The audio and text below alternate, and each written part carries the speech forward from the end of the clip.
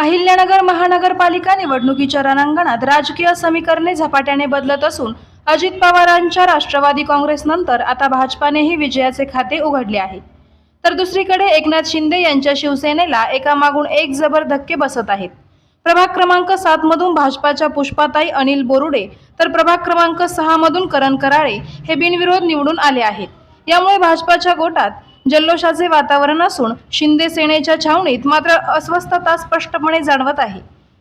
प्रभाग क्रमांक 7 मध्ये भाजपाचा पुष्पा बोरुडे यांच्या विरोधात असलेले शिंदे सेनेचे उमेदवार रवींद्र वाकळे यांनी ऐनवेळी माघार घेतली, तर प्रभाग क्रमांक 6 मध्ये विशाल शितोळे यांच्या उमेदवारीचा अर्ज बाद ठरला। सलग अर्ज बाद होणे आणि माघारीमुळे सेनेची गणिते कोलमडताना दिसत आहेत। दरम्यान अहिल्यानगरमध्ये अजित पवार राष्ट्रवादी आणि भाजपाची युती स्पष्टपणे ताकद दाखवत आहे। सेनेसमोर मोठे आव्हान उभे राहिले आहे। कालच राष्ट्रवादी काँग्रेसचे कुमार वाकळे आणि प्रकाश भागानगरे हे दोन उमेदवार बिनविरोध निवडून आले होते।